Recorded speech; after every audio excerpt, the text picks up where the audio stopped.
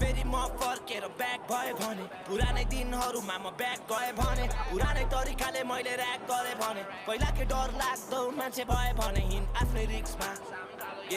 डर बोकी भिडमा मान्छे मार्ने किलरहरु बसिराछ ठिसमा मार्देला तलाई बसिराछ रिसमा म राम्रै थिए दायाँ बायाँ हेर्दिन थिए केही तर आज डर लाग्दो खेल खेलिराछु हे तेरो घर आएको थिए ढोका ढकढकाएको थिए साथ मागे लात खाए तलाई मन पराएको थिए